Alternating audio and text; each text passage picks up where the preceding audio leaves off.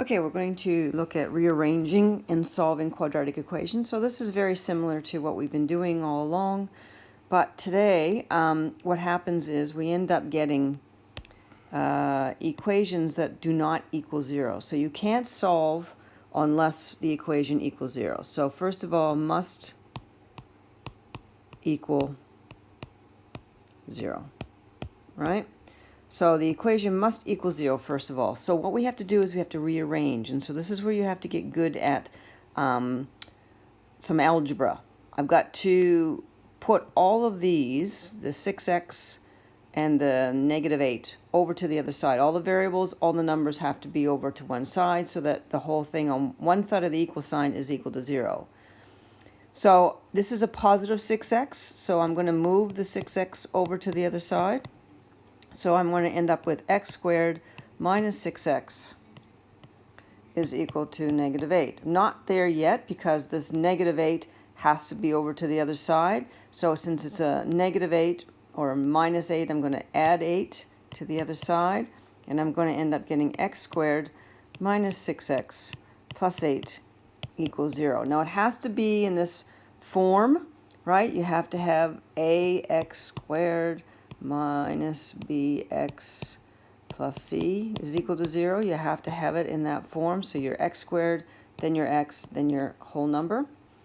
And then we can factor this like we've been doing.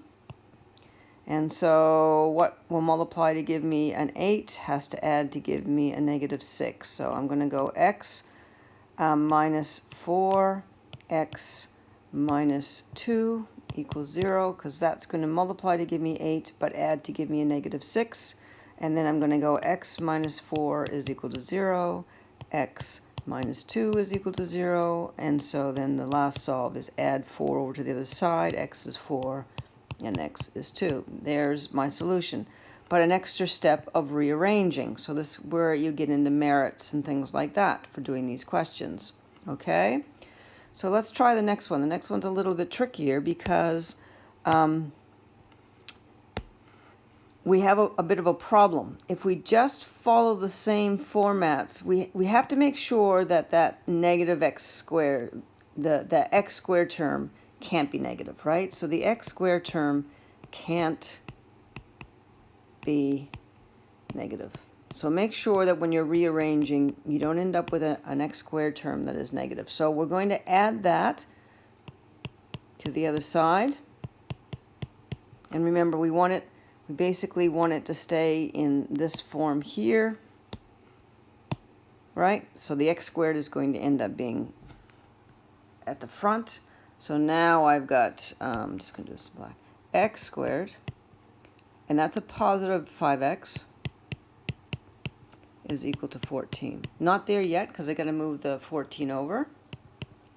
So I'm going to minus that because it's positive. I'm going to minus it. So I'm going to x squared plus 5x minus 14 is equal to, now, see, since I minus this 14 to both sides, that's now gone. And now I have this. Now I can factor. So what's going to multiply to give me -14 has to add to give me 5. So I'm thinking it's going to be 7 and 2. And it's going to be a positive 7 and a -2, because that will multiply to -14 but add to 5. So x plus 7, it doesn't matter the order. Can do the other one first, is equal to 0.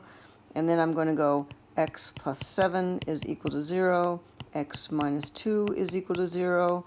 And then I'm going to run out of room here. I wonder if I can just move this down a bit. Yep. X is -7 and x is 2. Those are your answers. Okay, let's try one more. We'll do this one. Again, this does not equal 0. It doesn't equal 0, so I've got to move that over here. So I've got to minus the 9x to one side, minus the 9x. So I'm going to have x squared minus 9x has to come next, plus the 20 is equal to 0. And then I've got to factor that out. 20. So 20, I've got 5 times 4. I've got 2 times 10. I've got 20 times 1. I don't need to go over any further. I know that this is going to be it. I just got to play around with the sign. So it's got to give me a positive 20 and add to give me a negative 9. So two negatives, negative 5 times negative 4 is a positive 20, but it also adds to give me a negative 9. So x minus 5, x minus 4, doesn't matter the order. Make them equal 0. And then solve. X is going to be 5 and x is going to be 4. So that's rearranging, an extra step, which then sort of gets you into maybe merit. Yes, there's going to be some that are going to be tricky, like this one here. They're not all straightforward. So with this one, the best thing to do is to multiply it out first to do the expanding. So 2x times the 4, which is going to give me 8x. 2x times the negative x, which is going to give me negative 2x squared, is equal to 6.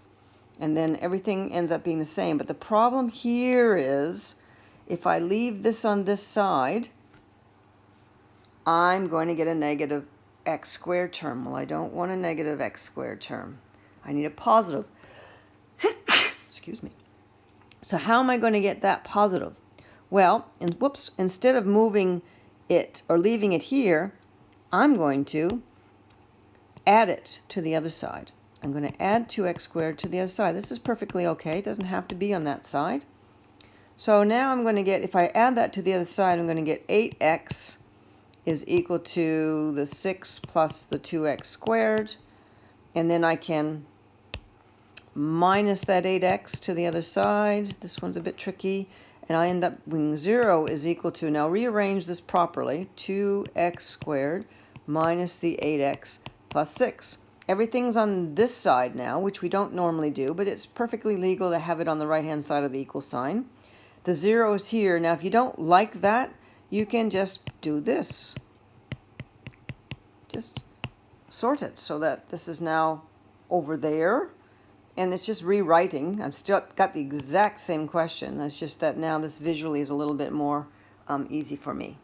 Now, this one is hard because I'm not done yet. There's a common term that I can factor out here. I can take out a 2. And then I'm left with that. Oh my God. Now, you can just ignore this. Just ignore it. And then you're going to factor this out. You know, you're going to factor this out. So, you can put the 2 out in front, but x minus 3, x minus 1, because that'll multiply to give me 3, but add to give me negative 4. Again, just don't need to do anything with this. Just go x minus 3 is equal to 0, x is 3. X minus 1 is equal to 0, x is 1. That's tough. That's a toughie. That's sort of, it's not maybe an excellence, but it is definitely a high-level merit question, and that's quite tricky. Okay, that's it for rearranging.